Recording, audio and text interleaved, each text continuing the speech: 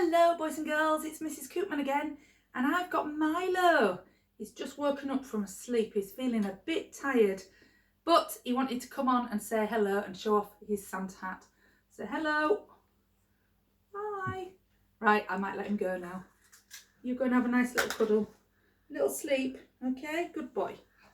Right, I've got my favourite book again, Christmas Stories. We had the snowman before. Let's see what story we're going to have today. Do you know what? It's going to have to be The Elf and the Toy Maker. I really love this story. The Elf and the Toy Maker. December is always a busy time of year at the North Pole. This is the home of Santa's new toy factory. One year was especially busy. Santa's team of tiny elves was hard at work. Each elf had a different job. Dennis opened the letters sent by the boys and girls. Babs checked whether they'd been good or bad. And Marco read what the good children wanted for Christmas. Oh, there's a letter here from Mr. Vine. Dear Santa, please can I have a brand new bouncy trampoline? Love, Mr. Vine. Ooh. Oh, there's one from Mr. Morgan. Dear Santa, please can I have a new rugby ball? Love, Mr. Morgan. Oh, another one from Mrs. Hoyle. Dear Santa, please can I have a really big box of chocolates? From Mrs. Hoyle. Wow, I hope they get those presents this Christmas. Beth wrote lists of all the toys to be made. 10,674 dolls, 21,832 bikes, 8,979 bikes, 8,979 roller skates, 54,395 footballs, and 106,139 jigsaws. Wow. Paddy and Pip operated the toy maker. Paddy read out the name of the toy and Pip typed them into the computer. The toy maker built the toy, wrapped it, stuck it on a label, and Harriet took it to the packages room to store them. Alfie was supposed to be sweeping the storeroom. When he was so bored, he fell asleep. Oh, you're always asleep on the job, complained Santa. It's time to go home, he added. And don't come back tomorrow unless you're wide awake.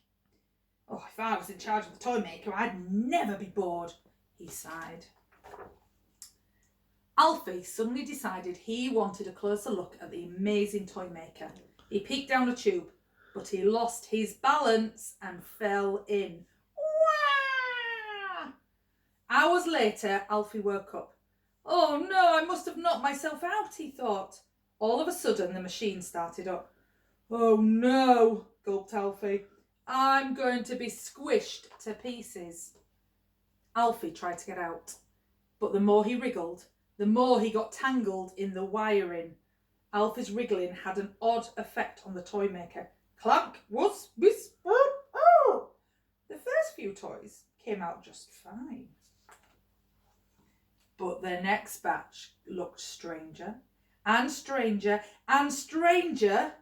What? How? Who? Alfie? The toy maker began making hundreds of little Alfie dolls. Santa tried to turn it off, but it just kept going. Ouch! Oh! Ow! Oh! The toy maker hissed and crunched and crackled, and then with an enormous burp, woo! Out came Alfie. Santa glared at Alfie. You've broken the toy maker, and there are still hundreds of toys to make. Oh, I'll have to give these dolls instead, said Santa. So that year, instead of roller skates or footballs, or hundreds of children got Alfie dolls. And they were the most popular toy ever. Next year, Santa and his elves had requests for thousands more.